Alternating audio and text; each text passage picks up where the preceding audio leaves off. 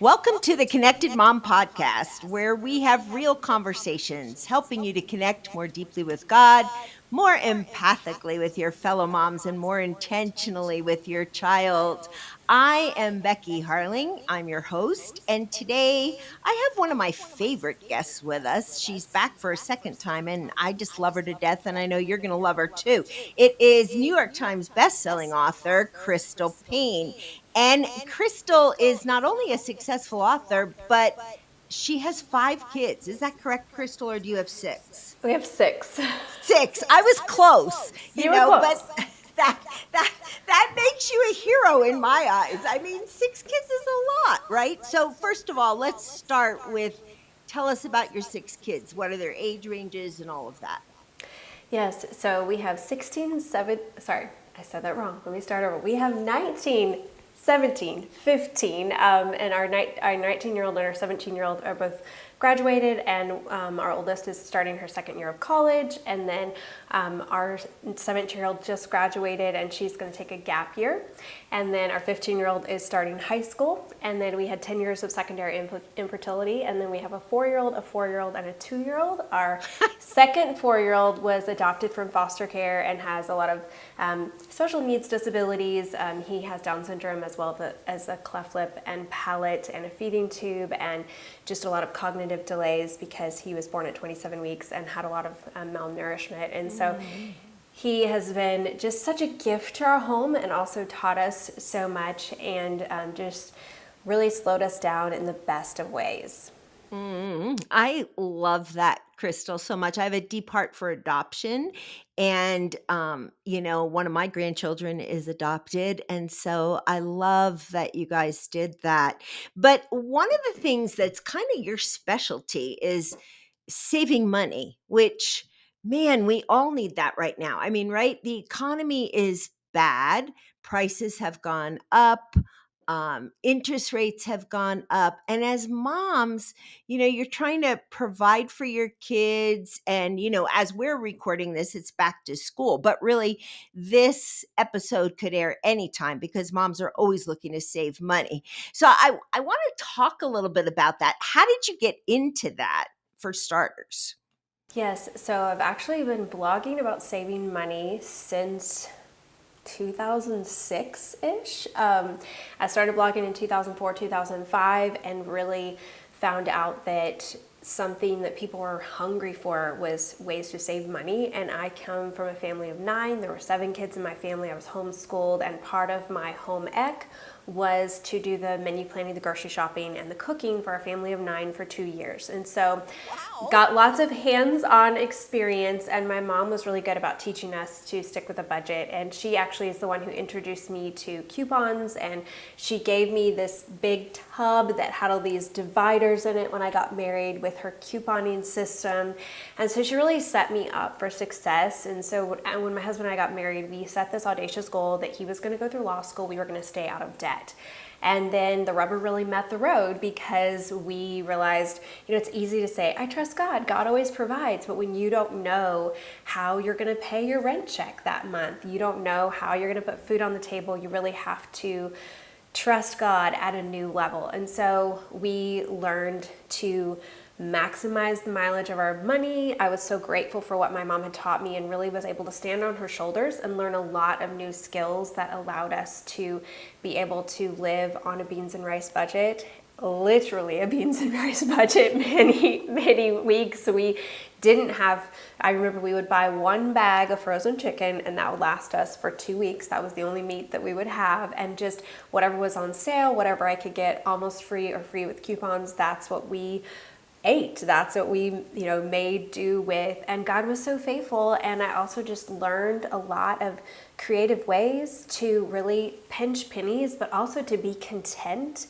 And so from that, I started sharing with my friends things that I was learning, things that were working for me. And people started just asking me more and more questions. And I was trying to figure out a way to make money online as well. So I had dabbled with blogging and then just kind of fell into discovering that people were really interested in, how are you living on such a small budget? Because some weeks, our grocery budget was $30 a week for the 2 of us, and that was... Okay, what year was that? What year was that? That was 2005, 2006, so many years ago. Yeah, but still in the 2000s and living on $30 a week as a food budget, that's Yes. crazy. So that, and that was all of our, we didn't, obviously couldn't afford to go out to eat, so that was every single one of our meals. But so some weeks we didn't even have that because our budget would be so tight. So some weeks it was $17. That's, I remember, sharing about that and just getting really creative. And so then I just started sharing on this blog that I had then, and from there, so many people were interested that I ended up starting moneysavingmom.com in 2007, and it just took off far beyond what we could have ever dreamed or imagined. And so it's been years that we've been doing that. It's kind of morphed and changed because digital coupons are more the thing now, and you can buy groceries on Amazon. So we share lots of different ways to save, not just going in store and using a paper coupon like it was in the original days, but still just getting the opportunity to really impact and help people to be intentional with their finances. It's something I'm super passionate about because I really believe that if we can get our finances in order, not only does it alleviate so much stress in our homes, but also it allows us to be able to be in a position to give generously. And so I see the why isn't just about saving money so that you can save money, but saving money for a purpose so that you can have less stress in your home and be able to give more generously. I love all of this so much. Okay, so first, give us some tips. Okay, so you used coupons, and I remember my in-laws used coupons a lot. I was actually awful at this, Crystal, just to true confessions, okay? But my in-laws always used coupons. They would cut them out of the newspaper and the magazine and everything. But then they would have to run all over town, and I never had the time to run all over town to these different stores. So where's the balance there, and how did you figure that out? Well, I think it changes based upon your personality and also your season of life. So early on, when I just had two little kids and I had a lot of time and not very much money, I would go to multiple stores and I would clip all the coupons and, was spending a lot of time, but also saving a lot of money for doing it. Now with six kids, I actually have groceries delivered to my door. But here's the thing, I found Kroger, they're not nationwide, but they are in a lot of different cities and states, and they're also our Kroger affiliates. They have a program where you can pay $39 for the entire year. You get groceries delivered to your door. That's with the discount, but they offer discounts a lot. You can get groceries delivered to your door for free. You do not pay a tip. Tipping is not allowed, and you can get all of the same deals, use all of the same digital coupons that you can get in store. Plus, they have extra deals and coupons for people who get grocery delivery, and they offer a significant savings on gas. So we are saving way more in fuel than we paid for the membership. So it's paying for itself and then quite a bit.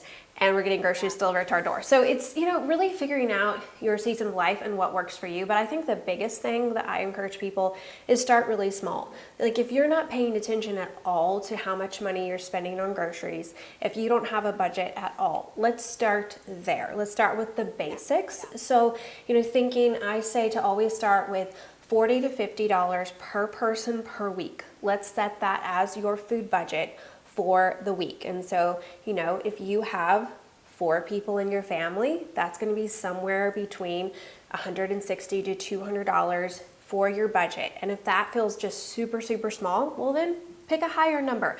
But start with a budget, start somewhere, and then really intentionally say, okay, we're going to try to shave 1% to 3% off this budget every single month for the next 10 to 18 months. And it might feel like, well, that's hardly anything, but over the course of 10 to 18 months, that's really going to start adding up to significant savings, but it's not going to burn you out. So that's what I'm always looking for, is ways to encourage moms to be able to save money in a way that is not going to stress them out, take a ton of time, feel overwhelming, or that maybe they're going to, do this crazy thing that they save 50% off their grocery budget for 3 weeks, but then they're going to crash and burn. I want something sustainable for you. And so that's what I really try to encourage. I love all of this so much. Okay, so where can our moms find coupons online? I mean, is there a central site where all the coupons are? Do you scan Google? What do you do? So I would say with starting with a budget, once you have the budget in place, then I would Mhm. say to look at what stores are in your area, because I can't tell you what's going to work exactly for you without knowing what stores you have in your area. And so really Okay. look at, if you only have Walmart, then you're probably going to more focus on, let's stick with simple meals that have inexpensive ingredients, and also looking for ways that you can shop online. For instance, we post lots of deals that are food deals on Amazon that are going to beat the Walmart prices. And a lot of times Yeah. on moneysavingmom.com, we'll say, like, this is $1 cheaper than what you can get at Walmart. And so, you can kind of piece together, do some of your shopping at Walmart in store, and then do some of your shopping online, sticking with your budget. I really think it's important to pay attention to what stores are in your area, and I would really encourage you to think outside the box, not just grocery stores, although I would start with that. Go to their website, see what kind of offers. Do they have digital coupons on their website? Do they have some sort of perks if you sign up for a free card? And just also Google, is there someone in your area or someone who kind of specializes in that store? For instance, Kroger, there is a site called Kroger Crazy, crazy with a K, and they just do Kroger deals. And there are a lot of different websites that focus specifically on specific stores. For instance, there's southernsavings.com. They focus on stores that are in the South. And so finding someone who covers deals at your store, you could just search for Publix deals, coupon blogger, things like that to try to find someone. And that way they're doing the legwork for you and you're not having to put all the time and effort in. There are also so many great deals online. And this is one thing that we are noticing more and more and more, is that Amazon especially is matching or beating so many deals. I love the site camelcamelcamel.com. If you have not gone there before, what is cool about this site is that you can actually input the price and the item. So let's say you usually shop at Walmart and you just know all of their prices for the things that you buy. You can actually go to Camel and you can put in those prices, and then it will send you an alert if the price goes below that. So you can always know if there's a great deal. We also on moneysavingmom.com are constantly scouring the internet for you to find great deals. There are other sites, for instance, one that I just recently found is called Martie. Martie, and they are like an online discount store. So I love discount grocery stores. Not all areas have them, but they basically are selling things that are going to be expiring soon, but they're still good. And especially if you buy them and put them in your freezer, you don't have to worry about them going bad. But Martie is an online discount store, so you don't have to go shop in store. If you buy a lot of things that are natural, organic, if you have allergies, they have great deals on those. And so thinking outside the box and not just feeling like you're constrained to the stores in your area can be a great way to really be able to maximize your money, but also your time, because I think it's important that we're not just running around like you were talking about to all of these different stores. And so spending a little bit of time every week just to look for some of the great deals, or just following moneysavingmom.com, knowing your prices, having a budget, and then we really try to help you to be able to find the best deals that week to save you time and also hopefully save you money. I love all of these ideas, and I feel like you're giving our listeners so many great websites. Okay, let's talk about saving money on things other than food, like kids' shoes. I mean, again, as we record this, it's back to school, but really, kids can wreck their shoes at any time during the year, right? And like kids' shoes and school supplies and all the things that parents are expected to get their kids to keep them well cared for. Where do we find deals on that? So kids' shoes are one of the areas that I typically say it's probably smart to buy new. I mean, you can buy used, but buying new. However, there are so many websites that offer great deals. For instance, Dick's Sporting Goods has this kind of spin-off site that's called Going Gone, and they have just all sorts of great sales and clearance deals on name brand shoes. Under Armour also offers great deals all the time where you can get a pair of Under Armour kids shoes for $19 or $16. And so we are often posting those on moneysavingmom.com. I also really encourage people, if you are looking for deals, you know the brand that you want, you know the size that you want, go look online on sites like eBay, Poshmark, ThreadUp, and you can oftentimes find great deals if you're okay with buying used, especially I feel like when it comes to clothes. Clothes are an area where I personally am totally okay with my kids wearing used, especially when they're younger. I'm like, might as well buy them used because they're just They gonna wear them outgrow it so out. fast. And Yeah. so ThreadUp is a site that is basically like a big online thrift store, and they have their prices are higher than you would find at a thrift store. However, they offer great deals, and there are oftentimes coupon codes for 30 to 45 to even 50% off plus free shipping. And so what I do is I go look in the clearance section and then I sort by low to high price, and then I can just see, the things that are just a few dollars. They'll usually have quite a few things that are $7 or $6, plus then if you can add a coupon code, then you're going to pay $4 to $5 per item, and a lot of times it's name brand stuff as well. And so I like to be able to kind of have a one-stop sort of place, and I found ThreadUp is great, especially for younger kids clothes or for like teen girls clothes. A lot of times my teens, they love to get those on Poshmark if they know exactly the brand and style that they want for something. Looking on Poshmark versus paying full price in store is a great way to be able to buy name brand but still save. Hmm. Okay, and then what about like school supplies, right? Like markers, pens, notebooks galore. Years ago, schools asked you for a lot less. Like you had to have like two number two pencils and erasers, and now it's like this ginormous list depending on the school. So, how can parents save money on all that?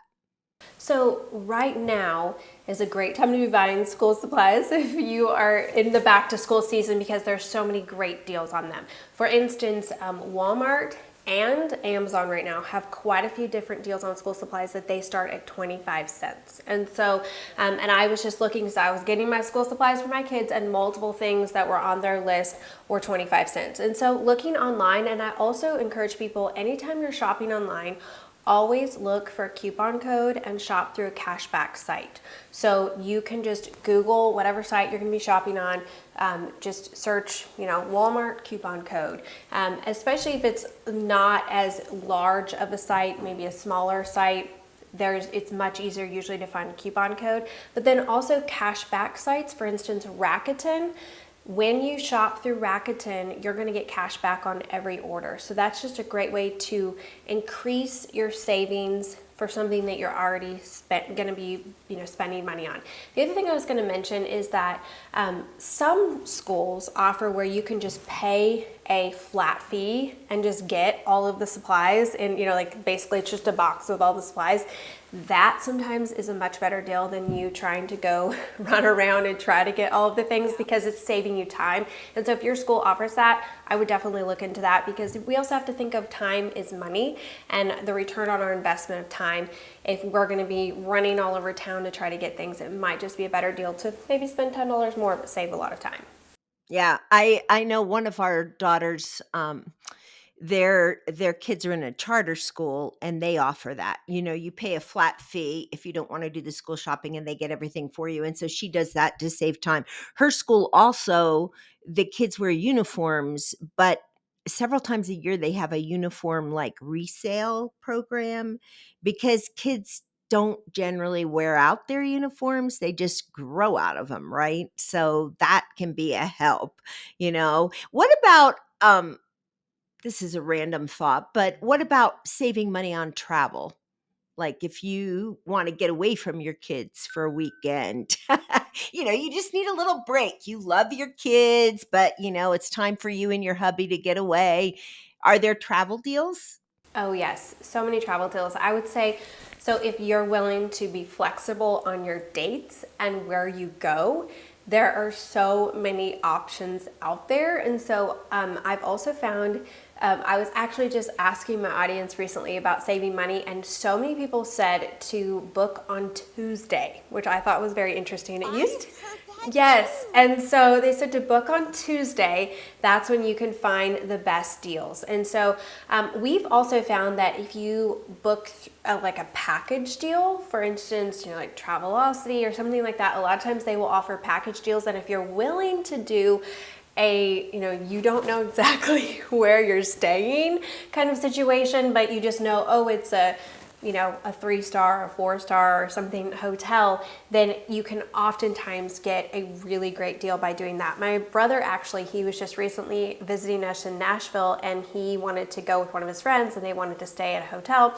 and he was looking at all of the hotel rates, and it was like $250 a night. For some reason, Nashville, sometimes just the prices are ridiculously expensive for hotels. So he booked it, I believe it was on Travelocity, and he just got where it was like, you don't know where you're staying, and he got it for $100 and that was including tax and everything, just by being willing to be a little adventuresome. And he ended up, it was a really nice place that he stayed in. He was like, I would have paid so much more. So if you're willing to have a lot of wiggle room in where you're going to go, it was a number of years ago, but we wanted to take our kids somewhere internationally, and so we had dates and we had a budget, but we didn't know where we were going to go. And so I literally just started searching online for deals, and I found that I could get amazing ticket prices to Iceland. And so we're like, okay, that's where we're going. And That works. and so being willing to be a little bit creative, think outside the box as far as, and not be set on this is where we're going and this is when we're going. We found that we can find a lot of great deals by that. And I also look at kind of all the surrounding dates. So maybe if we leave a day later or stay a day longer, will that significantly cut down on the price as well? Mhm. I learned to be very, very flexible when my husband was on sabbatical because somebody gave us standby tickets. So we would want to get away and we would decide if we were going to go someplace hot or cold so that we had the right clothes, but you only take a carry on. And then we would go to literally an airport, see what flight we could get on and get on that flight. And then my husband would quickly go on the computer and find a place for us to stay.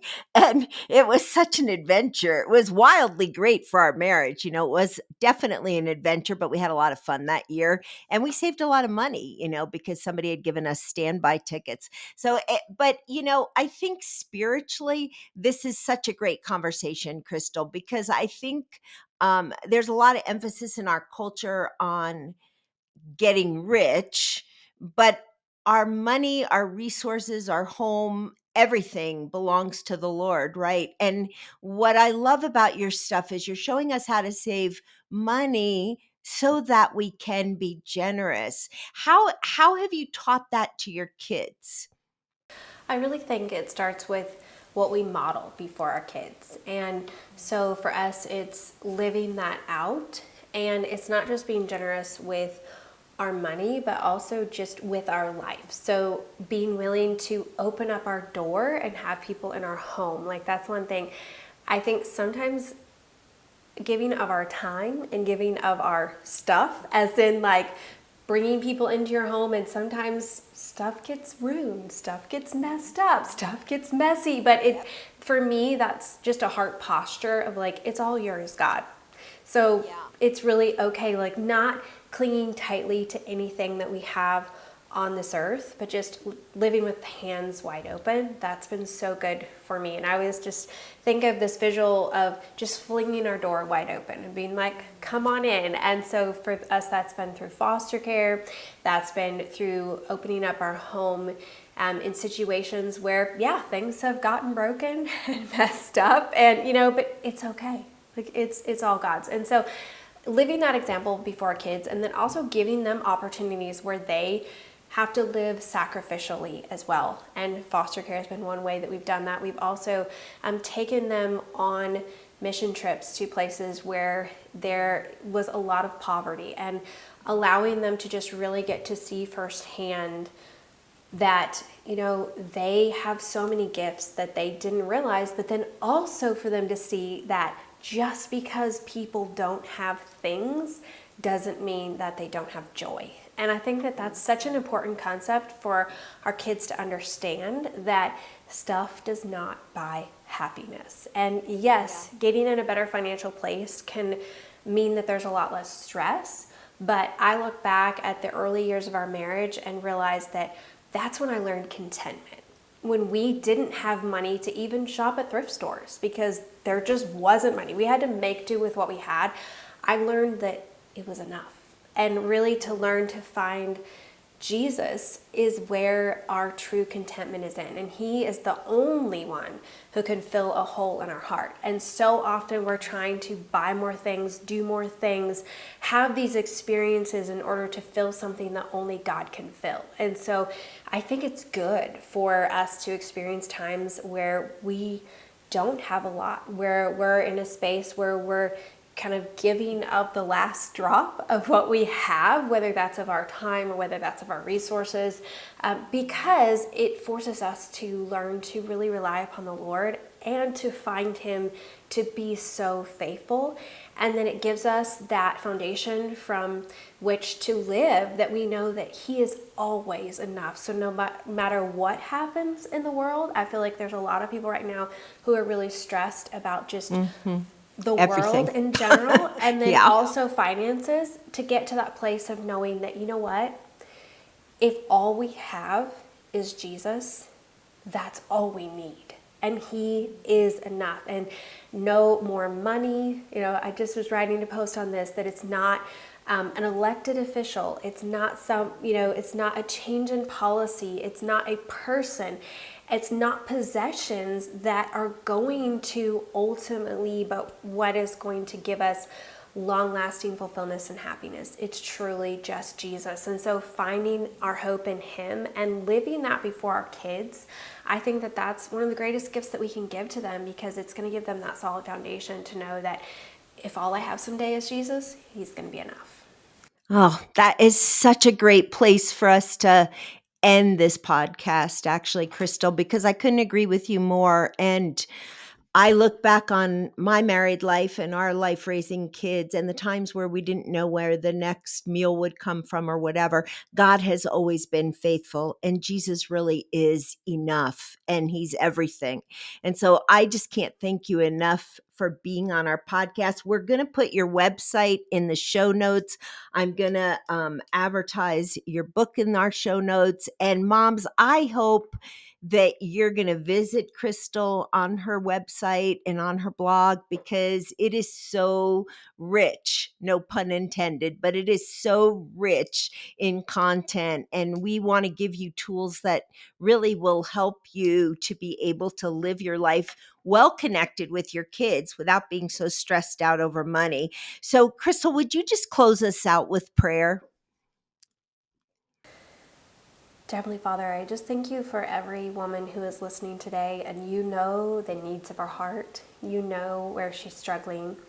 Maybe she's feeling really financially strapped right now, and it just feels like this heavy burden on her heart because she just doesn't know how all the money is going to work, and it doesn't seem like it's going to work out on paper, and there are so many needs, and she just can't ever get ahead. Or maybe she's feeling stressed in her marriage, or just stressed about unknowns in the future, stressed about a child who is really struggling, or a friendship that is crumbling, or just a dream that she's losing, or something that she's grieving. I just pray for every woman that they would feel your arms around them, just comforting them, that they would feel so carried by you, and that ultimately they would know that you are enough, that no matter what happens, no matter what life throws their way, that in the midst of it, they can take comfort and take hope, because you are Emmanuel, God with us, and you have not forsaken them. You will be with them in this, and you will see them through this, and they will see your glory in the midst of hard things. That's where you shine. And so, God, I just pray for every woman listening that she would just feel your presence today and feel so loved by you. Thank you for this opportunity. Thank you so much for Becky and for her heart to love and serve and give to so many women. And I just pray that she would be blessed abundantly for how she pours out to others. In Jesus' name I pray, amen. Amen. Hey, Crystal, thanks for being with us. You're incredible. I love having you on this podcast. And moms, thanks for joining us today. And I hope you'll join us again next week for another episode. And hey, today's episode was so powerful. I sure hope you're going to share it with your friends. Join us again next week on the Connected Mom podcast.